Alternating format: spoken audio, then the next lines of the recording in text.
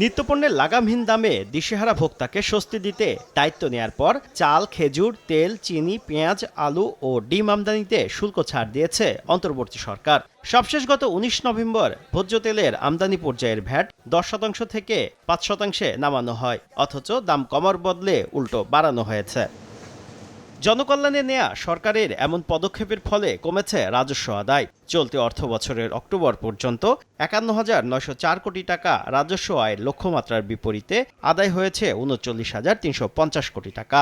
সোমবার রাজস্ব ভবনে জাতীয় ভ্যাট দিবস ও ভ্যাট সপ্তাহ নিয়ে সংবাদ সম্মেলনে এনবিআর চেয়ারম্যান বলেন, শুল্ক ছাড় দিয়ে বাজারে যতটা স্বস্তি আশা করা হয়েছে তা মেলেনি। ভোক্তাদের বাজারে চলা অনিয়মের প্রতিবাদ করার পরামর্শ দেন তিনি। ডিম, আলু, পেঁয়াজ, খেজুর এর উপরে আমরা ব্যাপকভাবে কর ছাড় দিয়েছি এবং এর ফলে আমাদের আদায়ের পরিমাণ বেশ নেগেটিভ। যদিও আমরা জনস্বার্থে এই কাজগুলো করেছি অল্প সময়ের জন্য, আমরা আশা করি যে পরিস্থিতির উন্নতি হবে এবং উন্নতি হলে আবার আমরা আমাদের রেগুলার যে ভ্যাট রেজিম সেখানে ফেরত আসবো।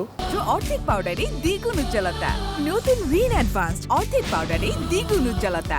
উন্নয়ন সহযোগীদের পরামর্শে নিত্যপণ্য ছাড়া অন্যান্য পণ্যে দেয়া কর ছাড় সুবিধা তুলে নিতে কাজ শুরু করেছে এনবিআর।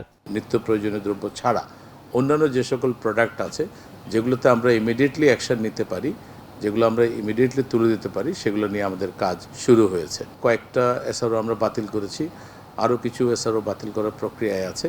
মাঠ পর্যায়ের কোনো কর্মকর্তার বিরুদ্ধে অনিয়মের প্রমাণ পাওয়া গেলে কঠোর ব্যবস্থা নেয়ার হুঁশিয়ারিও দেন আব্দুর রহমান খান। পেমেন্টের ক্ষেত্রে শুভ খান, সময় সংবাদ, ঢাকা।